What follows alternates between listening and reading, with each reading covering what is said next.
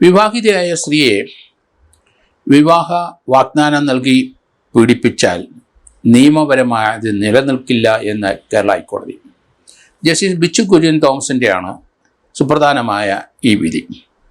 നിലവിൽ വിവാഹബന്ധമുണ്ട്, അത് മറച്ചുവെച്ച് മറ്റൊരാൾ വിവാഹം കഴിക്കും എന്ന പ്രതീക്ഷയിൽ അയാളുമായിട്ട് ശാരീരിക ബന്ധത്തിൽ ഏർപ്പെട്ടാൽ അതൊരു റേപ്പായിട്ട് പരിഗണിക്കാൻ കഴിയില്ല. ഹൈക്കോടതിയുടെ സുപ്രധാനമായ ഈ ഒബ്സർവേഷനൊപ്പം സുപ്രീം കോടതിയും ഈ രീതിയിലുള്ള ചില വിധികൾ പ്രസ്താവിച്ചിട്ടുണ്ട്. ഇവിടെ ഒരു പോലീസ് സബ് ഇൻസ്പെക്ടറാണ് വാദി.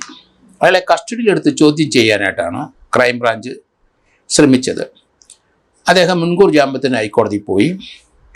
ഹൈക്കോടതിയിലെ ആ വാദഗതികളെ ആ സ്ത്രീ പറഞ്ഞിരിക്കുന്നത് 2016 മുതൽ 2025 ജൂലൈ വരെ വിവാഹ വാഗ്ദാനം നൽകി അവരെ പീഡിപ്പിച്ചുകൊണ്ടേയിരുന്നു.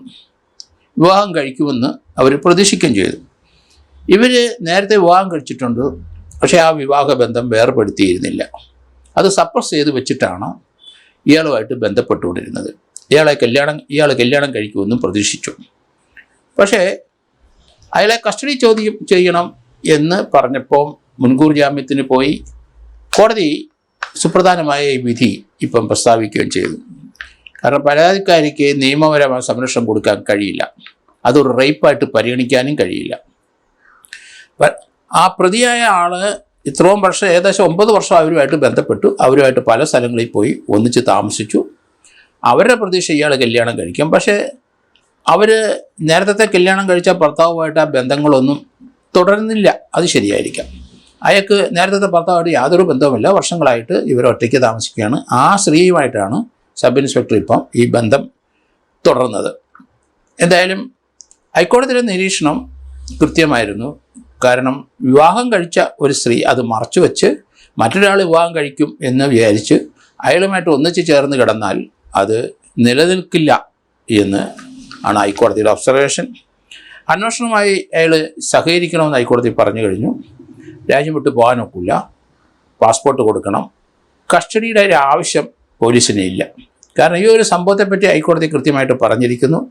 രണ്ടാമത്, കസ്റ്റഡി ചോദിക്കേണ്ട ഒരു ആവശ്യമില്ല, കാരണം റേപ്പ് ആണ് ആരോപണം. പക്ഷേ റേപ്പ് നിലനിൽക്കത്തില്ല. വിത്ത് കൺസെൻറ്റോടു കൂടിയാണ് അവർ തമ്മിൽ ബന്ധപ്പെട്ടുകൊണ്ടിരുന്നത്. 376 IPC അല്ലെങ്കിൽ 64 BNS നിലനിൽക്കത്തില്ല.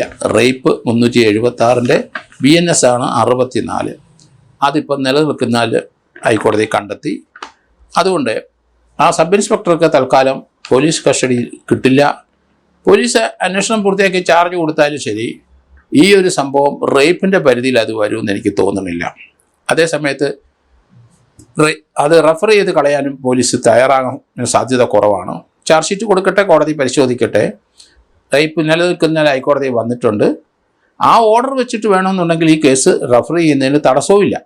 2 വിധത്തിലും പോലീസിന് ചെയ്യാം. ഒന്നെങ്കിൽ ചാർജ് ഷീറ്റ് കോടതി കൊടുക്കുക, കോടതി പരിശോധിച്ചിട്ട് അത് തള്ളിക്കോളും, അല്ലെങ്കിൽ റെഫർ ചെയ്ത് കളഞ്ഞോളും.